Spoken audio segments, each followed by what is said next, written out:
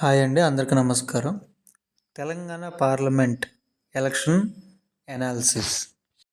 తెలంగాణలో మొత్తం 17 పార్లమెంట్లు ఉన్నాయండి. 17 పార్లమెంట్ సీట్లలో 2024లో మొత్తంగా 12 సీట్లు ఖచ్చితంగా కాంగ్రెస్ గవర్నమెంట్ అంటే రేవంత్ రెడ్డి గారి గవర్నమెంట్ గెలుస్తుంది.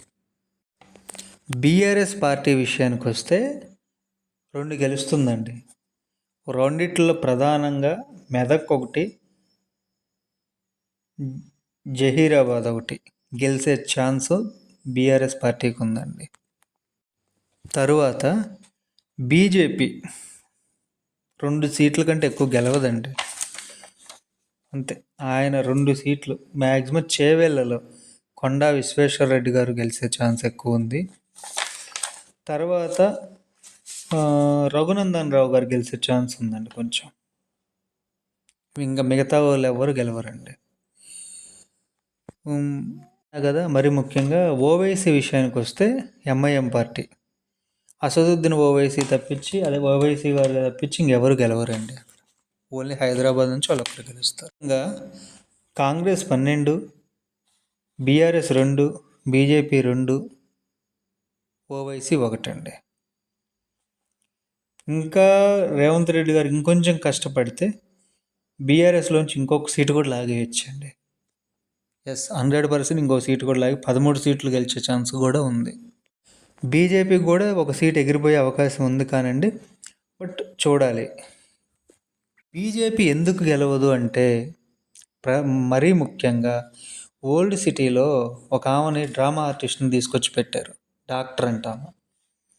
రోడ్ల మీద బాణాలు వేయడాలు, గాలిపటాలు లాగడాలు, ఒక శివలింగాన్ని పెట్టుకొని అక్కడికక్కడ రోడ్ల మీద ఎక్కడ పడితే అక్కడ తిరిగేసి వచ్చి మంత్రాలు చదివేసి ఇచ్చేసి ఒక మడి కట్టుకొని చేతికి మెడలంతా రుద్రాక్షలు వేసుకొని నుడిది పెద్ద బొట్లెట్ వేసుకొని ఎలక్షన్ ప్రచారం చేస్తే ఓట్లు పడతాయని చెప్పి బీజేపీ వాళ్ళు పెద్ద మతం డ్రామా వేస్తున్నారు.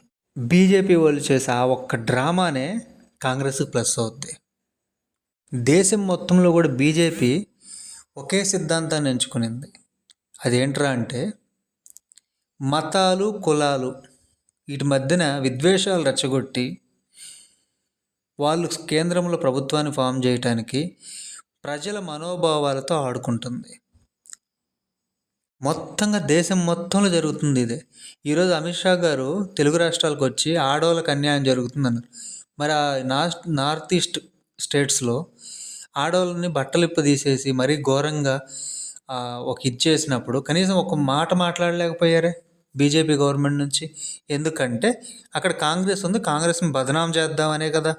ఇంకా ముఖ్యంగా కాంగ్రెస్ ఏ ప్రాంతంలో అయితే గెలిచిందో, లోకల్ పార్టీలు ఏ ప్రాంతాలు అయితే గెలిచిందో ఏ స్టేట్స్లో, ఆ స్టేట్స్లో లోకల్ గవర్నమెంట్లు కానీ కాంగ్రెస్ పాలిత ప్రాంతాల్లో కానీ బీజేపీ వాళ్ళు ఎంత ఇబ్బందులు పెడుతున్నారు.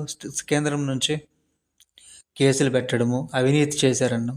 బీజేపీ వాళ్ళు ఏమన్నా పతివ్రత పనులు చేశారా ఏంటి? నెంబర్ 1 ఫ్రాడ్లు దేశంలో చేసిన వాళ్ళు ఎవర్రా అంటే బీజేపీ వాళ్ళే.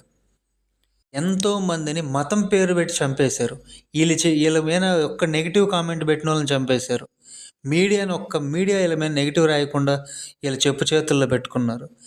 ఇలాంటి పనికి మాలిన బీజేపీకి ఓటేస్తున్నామంటే మనం ఎంత సిగ్గులేని జనాభా అంటే, నిజంగా మరలా బీజేపీ గెలిస్తుందంటే జనాలకు సిగ్గులేదని అర్థం.